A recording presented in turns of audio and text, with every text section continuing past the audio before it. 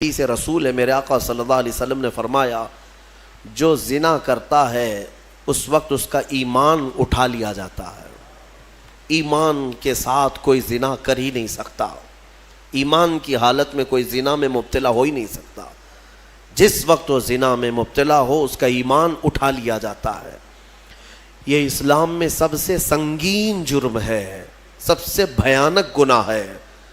بلکہ بعض حدیثوں میں ہے کہ جب کوئی اجنبی مرد اور اجنبی عورت جن کا کوئی اسلامی تعلق نہیں ہے، رشتہ نہیں ہے، وہ جب تنہا ہوتے ہیں اور خواہشات نفسانیہ ان کی ابھر آتی ہیں، شہوت باہر آتی ہے، تو اللہ کا عرش بھی ہلنے لگ جاتا ہے۔ یہ اتنا بڑا بھیانک گناہ ہے۔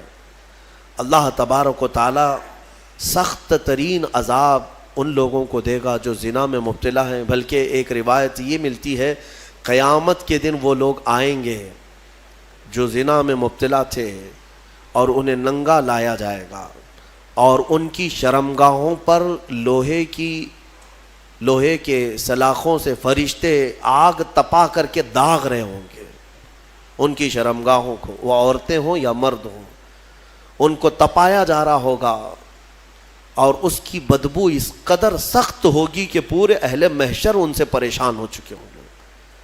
ان کے شرمگاہوں سے بدبو بہت تیز نکلے گی۔ یہ وہ لوگ ہوں گے جن کو بھرے محشر میں بتایا جائے گا کہ یہ لوگ اپنی شرمگاہوں کی حفاظت نہیں کرتے تھے، یہ زنا جیسے گناہ میں مبتلا تھے۔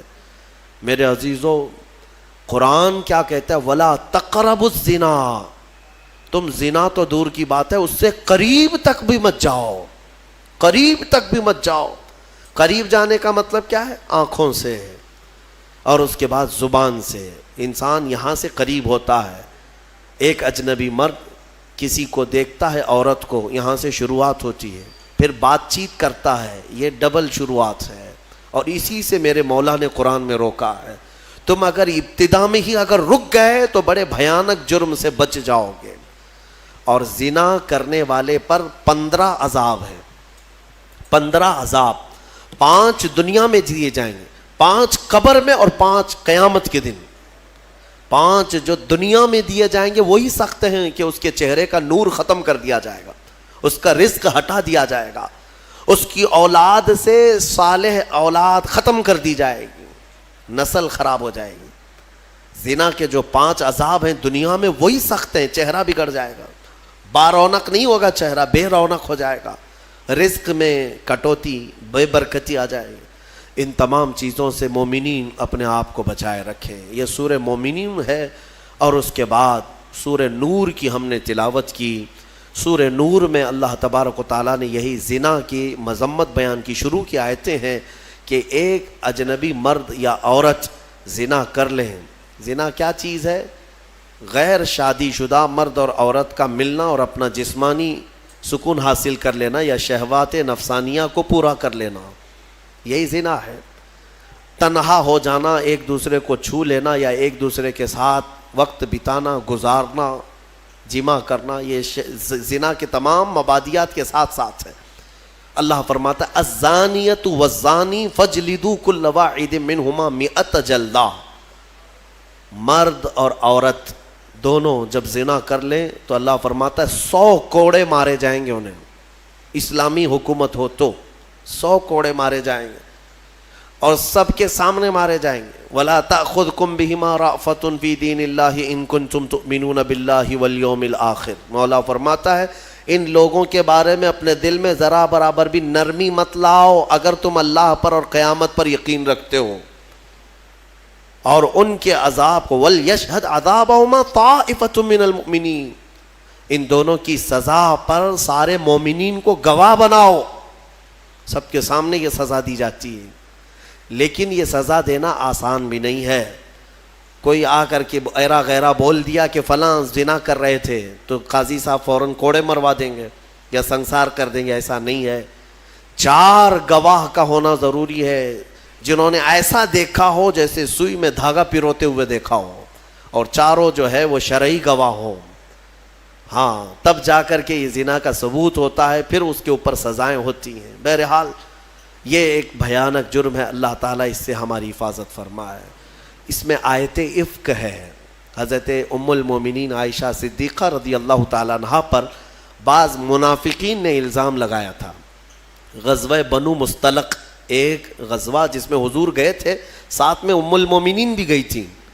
حضور جب بھی جہاد پہ جاتے, غزوہ پر جاتے, تو کوئی نہ کوئی حضور کی ازواج مطہرات میں ساتھ میں آپ کے ہوا کرتی تھی. اس غزوے میں حضرت عائشہ ساتھ میں تھیں. واپسی میں جب رسول کریم صلی اللہ تعالیٰ علیہ وسلم مدینے کی طرف آ رہے تھے, رات کو ایک جگہ پر قیام کیا, سب لوگوں نے قیام کیا, اور صبح ہونے سے پہلے پہلے کوچ کرنے کا حکم ہوا. حضور پاک صلی اللہ علیہ وسلم اپنے صحابہ سمیت کوچ کر گئے. ہوا یہ کہ حضرت عائشہ صدیقہ کا جو کجاوا اونٹ پر رکھا جاتا تھا, یعنی ایک پوری جھوپڑی ہوتی تھی, اسے اٹھا کر رکھا جاتا تھا, اٹھا کر کے پھر اتارا جاتا تھا زمین پر, تو وہ نیچے تھی. حضرت عائشہ اس میں بیٹھی نہیں تھی, ان کا ایک ہار کہیں چھوٹ گیا تھا, وہ ڈھونڈنے کے لیے نکلی تھی. صحابہ نے خالی کجاوا اٹھایا اور اونٹ پر رکھ دیا اور لے کر چل پڑے. ان کو ایسا لگا کہ ام المومنین اندر ہیں, چل پڑے. سفر بہت لمبا ہو گیا, صبح کا وقت تھا, حضرت عائشہ چھوٹ گئی پیچھے راستے میں. ان کا کھویا ہوا وہ جو ہار ہے اس کو تلاش رہی تھی. ہوتا یہ تھا کہ قافلے میں پیچھے ایک صحابی آیا کرتے تھے جو گرا ہوا سامان اٹھاتے ہوئے, کافی دور وہ چلتے رہتے تھے قافلے سے. اس وقت حضرت صفوان ایک صحابی ہیں, وہ پیچھے چلے آ رہے تھے. انہوں نے حضرت عائشہ کو تنہا دیکھا تو انہوں نے کہا انا للہ, یہ کیا ہو گیا, حضور کی زوجہ ہیں اور یہ اکیلی کیسے رہ گئی. تو بہرحال حضرت صفوان نے پورا سہارا دے کر حضرت عائشہ رضی اللہ تعالیٰ عنہا کو مدینے تک ساتھ لائے. مدینے جب پہنچے تو منافقین نے اتنی بات پر الزام لگانا شروع کر دیا, رسول اللہ کی زوجہ عائشہ کسی اور کے ساتھ تنہا چلی گئی تھی. معاذ اللہ, یہ بھیانک الزام تھا, تہمت.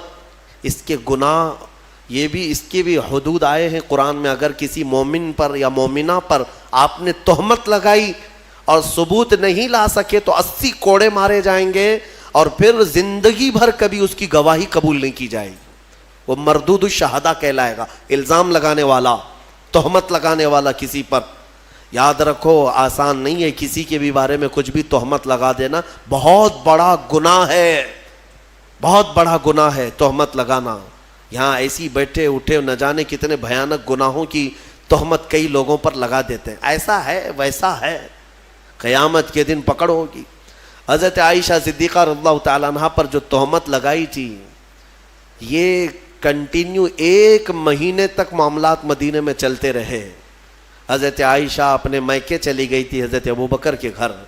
حضور پاک صلی اللہ تعالیٰ علیہ وسلم انتظار کر رہے تھے کہ میرا رب کیا فرمائے گا, وہی کیا آئے گی.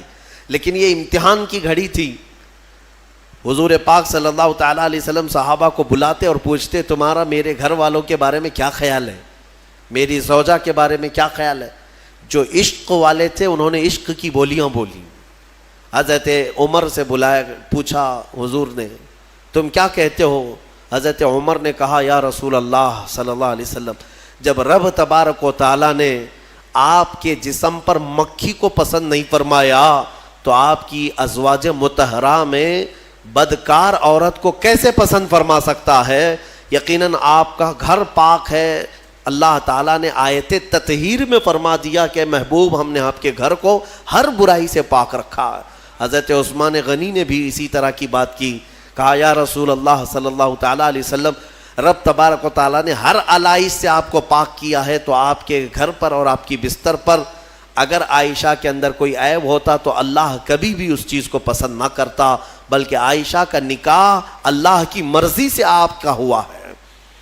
یہ چیزیں ہوتی رہیں. پھر 1 مہینے کے بعد اسی سورہ نور میں وہ آیت نازل ہو گئی. رب تبارک و تعالیٰ نے ام المومنین عائشہ صدیقہ کی پاکی بیان فرماتی, اللہ نے بیان فرمائی. اب اندازہ کرو, یہ حضرت عائشہ وہ تنہا زوجہ ہیں میرے آقا کی جن کی پاکی مولا نے بیان کر دی قرآن میں, اور قیامت تک کروڑوں مسلمان ماں عائشہ صدیقہ کی پاکی تلاوت کرتے رہیں گے.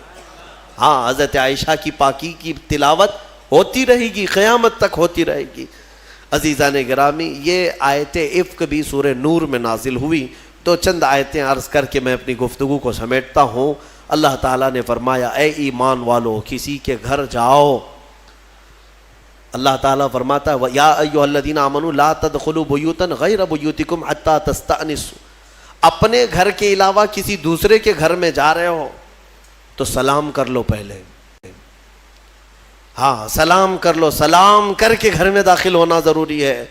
اور یہاں تک کہ آداب میرا مولا خود بیان کر رہا ہے کہ تم کسی کے گھر جاؤ تو دستک دو, اور دستک دے کر کے ایک بار, دو بار, تیسری مرتبہ اگر جواب نہیں آیا تو پلٹ جاؤ. حدیث پاک میں بھی ہے, ضروری نہیں ہے کہ دروازہ توڑ کے اندر جاؤ گے, ہاں اور کنٹینیو کھٹکھٹاتے کھڑے ہو جاؤ گے آدھے گھنٹے تک. یہ آداب ہے شریعت کے. اور پھر یہ فرمایا حدیث میں ہے کہ کسی کے گھر جاؤ تو سامنے بالکل دروازے کے نہ کھڑے ہو جاؤ, بلکہ تمہیں دائیں جانب کھڑے ہونا چاہیے. اگر دروازہ کھلے کوئی اجنبی عورت ہو تو تمہارا آمنا سامنا نہ ہونے پائے, بے پردگی نہ ہونے پائے. یہاں تک کہ گھروں کو پردہ لگانے کا حکم بھی میرے آقا نے فرمایا. اور اگر کسی گھر پر پردہ نہیں ہے, گزرنے والے آپ میں سے کوئی ہو, کوئی بھی ہو, اگر مومن گھروں میں اندر نظر ڈالتا ہے کوئی راستہ چلتے ہوئے عورتوں کے اندر اوپر, حضور نے فرمایا گھر والے تیار ہے, وہ چاہے تو پتھر اٹھا کر اس کی آنکھ پھوڑ دے, اللہ سوال نہ فرمائے, اللہ اس کے ہاں اس کا مواخذہ نہیں ہوگا. یعنی یہ بتانا مقصود ہے کہ یہ کس قدر گناہ ہے.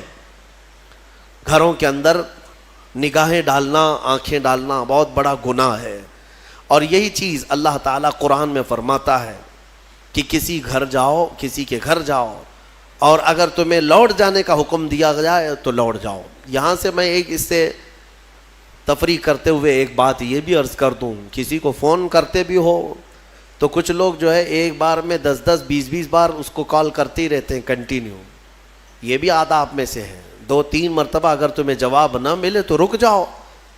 تمہیں یہ تو پتہ نہیں کہ وہ کس حالت میں ہے, نماز پڑھ رہا ہے, کھانا کھا رہا ہے, واش روم میں ہے, بیت الخلاء میں ہے. تم کو تو ایسا لگتا ہے کہ ہمیشہ تمہارے وہ سیوا کے لیے بیٹھا ہی ہے, اٹھا ہی لینا چاہیے. یہ بھی آداب میں سے ہے. علم والے اور اخلاق والے ان چیزوں پر عمل کیا کرتے ہیں. سورہ نور میں اور بھی بہت ساری باتیں ہیں کہ بچوں کے متعلق فرمایا گیا کہ جب یہ عقل والے ہو جائیں تو ماں باپ بھی انہیں الگ سلایا کریں.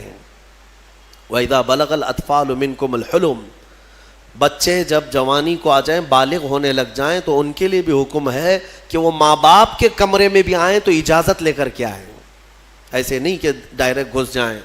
بچے جب شعور والے ہو جائیں ان کو یہ سب آداب گھروں کے سکھائے جائیں کہ گھر میں آنے کے آداب کیسے ہیں. ماں باپ اگر تنہا بیٹھے ہیں تو بچہ کیسے آ جائے گا, وہ بھی دستک دے کر کے آئے, اجازت لے کر کے آئے. یہ بچوں کو تعلیم و تربیت دی جائے. اللہ تبارک و تعالی ہمیں اخلاق حسنہ عطا فرمائے, رسول کریم صلی اللہ تعالی علیہ وسلم کے اخلاق پر عمل کی توفیق عطا فرمائے. وآخر دعوانا ان الحمد للہ رب